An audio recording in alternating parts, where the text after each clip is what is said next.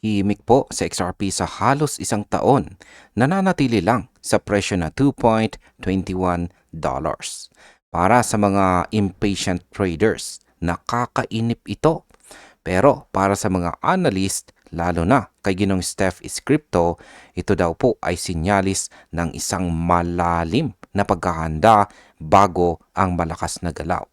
Sa mundo po ng charts, kapag humaba ang base, mas malaki raw ang posibleng breakout.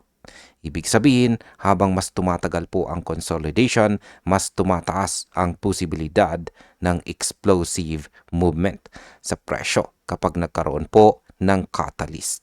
Kaya ayan po ang siyang ating pag-uusapan sa video na ito. At simulan po natin sa ating unang katanungan kung ano po ba ang napansin ng analyst sa pattern ni XRP. Ayan. Sabi rito ay Steph compared XRP's current 348-day consolidation to historical bases from 2016, 2017, 2021, and 2024, all of which led to major rallies. Yan po yung actual na tweet ni Ginoong Steph is Crypto dito. At yan na rin po, nakikita natin rito ang chart na kanyang ibinahagi rito. Ayan, kung saan ay napansin po rito ni Ginong Steph na halos pareho ang pattern ngayon sa mga nakaraang taon, kung saan tumagal din ng mahigit 300 hanggang 500 days ang consolidation ni XRP. At pagkatapos po nito ay sumabog pataas ang kanyang presyo. Para bang tahimik muna siya, pero nag-iipon lang pala ng lakas para sa susunod na rally.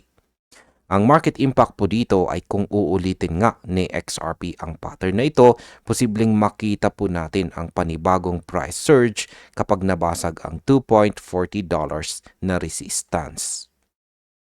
Sunod na tanong ay ano naman ang technical na kahulugan ng mahabang base. Ayan. Long base. Sabi rito tungkol dyan ay long base represents accumulation. Sellers exit, holders absorb supply, and volatility compresses until a breakout happens. Yan, paliwanag po natin yan. Habang nasa long base daw itong si XRP, ay unti-unting nauubos ang mga nagbebenta or mga sellers at nahahawakan ng mga matagalang holders ang supply. Kapag kumonti na ang pressure sa selling side, mas madali nang tumaas ang presyo kapag may dumating na magandang balita or market catalyst.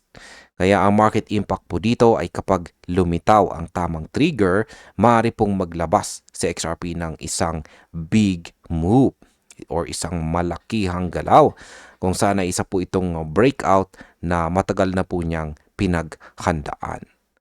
At ayan, bilang panghuli, ang aking masasabi naman po or opinion tungkol dito ay ang analysis ni Ginoong Steph dito ay paalala po para sa atin bilang mga traders at investors na ang katahimikan po sa market ay hindi po laging masama. Si XRP po ay parang leon na nagpapahinga bago umatake.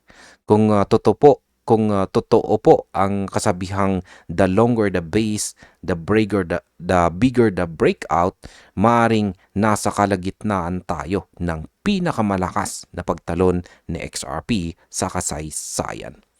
At ayan, hanggang dito na lamang po tayo sa video na ito mga ka-crypto.